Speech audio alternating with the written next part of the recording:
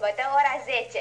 Sunt Călina și vă spun bun găsit la Happy News, jurnalul școlii de televiziune junior. Dragii mei, vă întreb, care este cel mai bun prieten al omului? Știu, toți am fi tentat să răspundem în cor, câinele ori pisica. Ei bine, veți vedea că răspunsul nu este chiar corect. În câteva clipe intrăm în lumea necuvântătoarelor, o lume fascinantă a animalelor de companie, a cățelușilor mofturoși și pisicuțelor năzdrăvane, dar și a sălbăticiunilor. Vom afla ce specii sunt pe cale de dispariție, dar și curiozități despre grădini zoologice ori din culisele circului. Încep cu vedetele din lumea filmului ori a muzicii, care nu mai știu cum să ne atragă atenția. Dacă nu reușesc prin vestimentații ori tunsori, apelează la necuvântătoare. Câinele ori pisica nu mai sunt de mult la modă. Acum îi vedem însoțiți de câte o maimuță, o găină, ori, de ce nu, un porc sau un cangur. Where are you now? Where are you now that I need you?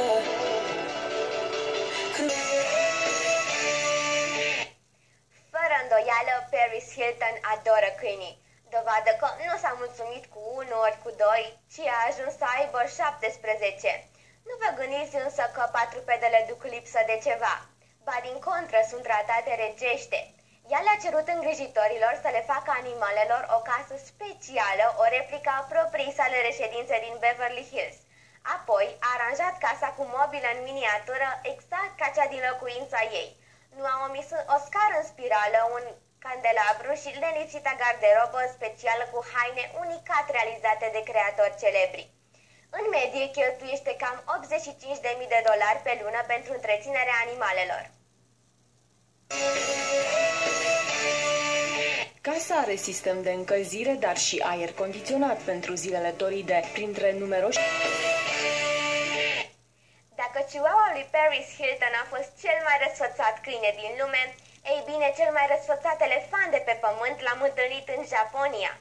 Cât este ziua de lungă, uriașul se relaxează într-o piscină construită special pentru el. Cu mișcări delicate, elefantul înnoată și face scufundări, ajungând astfel cel mai popular animal de pe internet în ultimele săptămâni. Este lesne de înțeles de ce zoologii caută informații cât mai multe despre mișcările elefanților. Gândiți-vă că acest mamifer cântărește la naștere 100 de kilograme, iar un pui de elefant poate bea până la 10 litri de lapte pe zi. La maturitate, greutatea unui elefant poate ajunge la 5 tone. Există și elefanți mai puțin politicoși, ca să nu spunem prost crescuți. Într-o rezervație din Africa, deși nu se afla pe lista invitaților, un elefant nu a mai stat pe gânduri și s-a dus la o petrecere la piscină. Ce a urmat, priviți!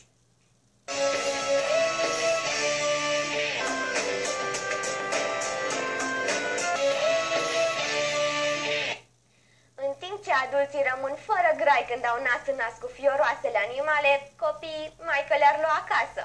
Ce poate fi mai frumos pentru micuți decât să se joace cu un pui de tigru, de exemplu, desprins parcă din desenele animate?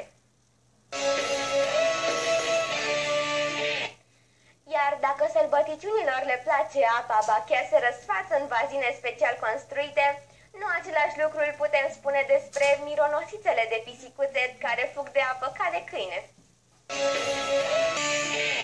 Să știți însă că pisicile știu să se și distreze, nu numai să fugă de apă.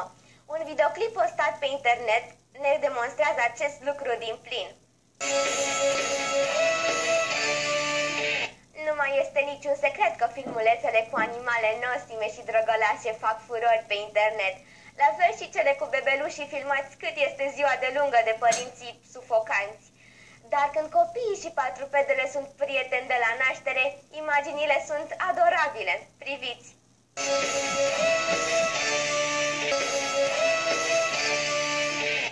Să știți că și animalele au zile proaste.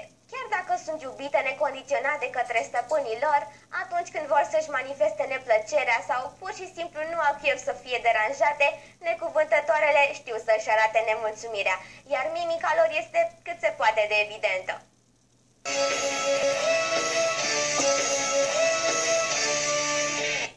Vom face acum o o vizită în cele mai interesante grădini zoologice din lume.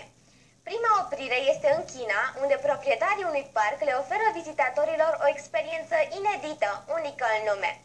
Aici, animalele sunt libere, iar oamenii sunt închiși în cuști mobile și plimbați prin grădina zoologică. Cine vrea să încerce să... În timp ce multe animale se înmulțesc pe zi ce trece sau chiar apar specii noi, altele sunt pe cale de dispariție. Defrișarea excesivă, braconajul ori poluarea pun în pericol peste 5.000 de specii de animale. Specialiștii susțin că situația este dramatică, mai ales că deja dispar de pe suprafața Pământului numeroase exemplare chiar înainte de a fi cunoscute de om. Iată câteva dintre ele.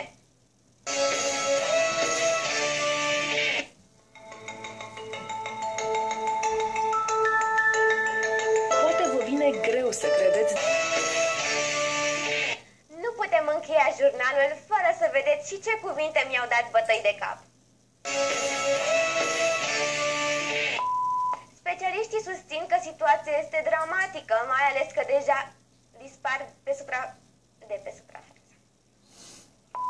În timp ce multe animale se înmulțesc pe zi,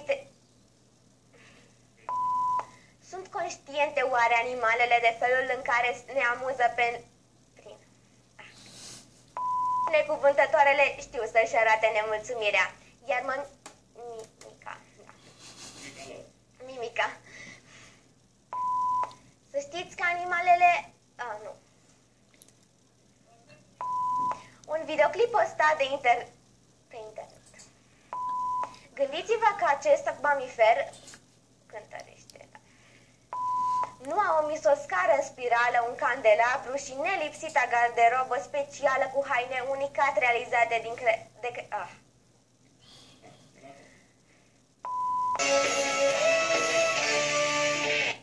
Dragii mei, asta a fost tot pentru astăzi, dar în câteva clipe urmează un nou jurnal Happy News. Eu vă mulțumesc pentru atenție și vă invit să rămâneți pe Prima TV.